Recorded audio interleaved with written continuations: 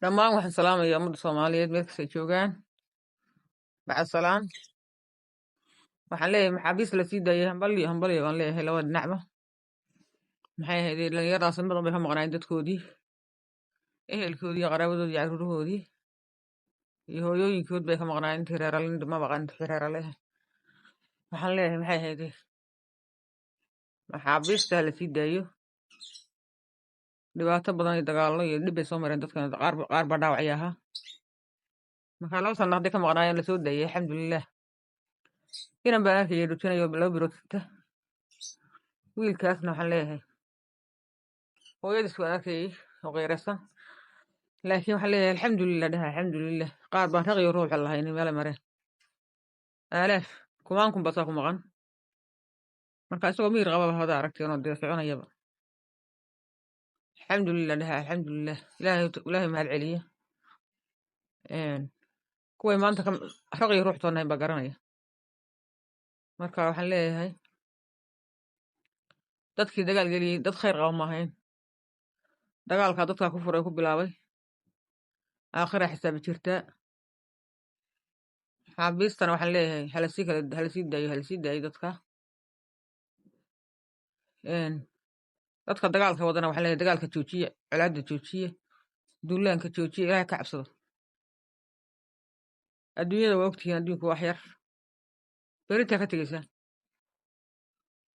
Ilaahayna wuu sheegay qofka islaam ahoo qofkii qof islaama dila maxay ahayd oo ku duula inuu ehlu naar yahay. Kan lagu duulayna uu yahay shahiid Ilaah baa sheegay. Marka maxay ahayd waxaan leeyahay maxaabiista sida hala isu wadaagsado, maxaabiista hala sii kala daayo.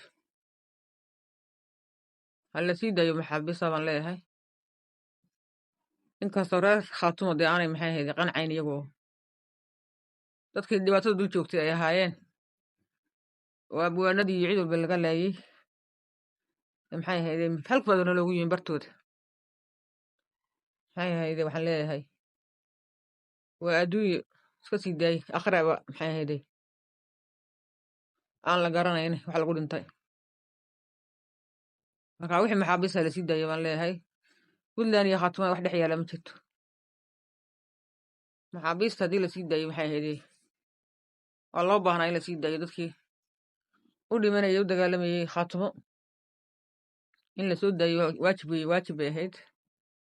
Wax kaloo dhex yaalo dhibaato aan anigu ogi. Dhulkaan baa maqlay wax laga sheegayo. Xasan Sheikh haddaan ka hadlo. Xasan Sheikh waa warkiisa cadeeyay uu yiri hal doorasho weeyaan hal meel kale laga dooranaya doorashada ka dhacaysa waana xamar. Tan kale wixii waa laba xisbi weeyaan uu yiri laba xisbi kaliya. Marka warkiisa waa sidii horena uu sheegay dastuurka uu bedelay. Maxay ahayd sidii tii ugu taagan yahay. Doorashada xamar ka dhacayay xuta. May dalka intiisa kale. May xisbiyadii maxay ahayd dadkii siyaasiyiinta xisbiyada furan la. Warku waa cadiyay halka ninkii u socdo baan leeyahay. Maxay ahayd ninkii aan qoos qoon baa la yiri. Naftiisa baa qoos. Halka ninkan guri ka sugayo waxaan maqlay deeni waxa ka socday waxa ka socday. Iyaga waa wallah ku halka u socda.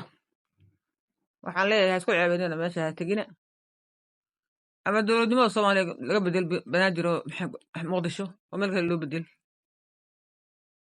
Haddii laga bedelo meel uu kala dhaanta la geeyo. Aanu kala la waranayn. Dowladnimada waa dhismaysa laakiin inta halka tahay wax dowladnimada sugin. Warkan waa idin cadeeyay Xasan. Marka waxaan leeyahay halkaas maxay ahayd dib ugu noqonaan leh. Nin walba bartaada joog oo ka dhiso dowlad haddii xaalad cayn ka tahay. Haddii kale caalanka haddii maxay ahayd marka caalanka maamule. Hala yiraahdo ka wareegni meesha. Caasimad noqon karto. Sidaasna ku soo koobaya warka. Assalaamu calaykum waraxmatullaahi wabarakaatuh.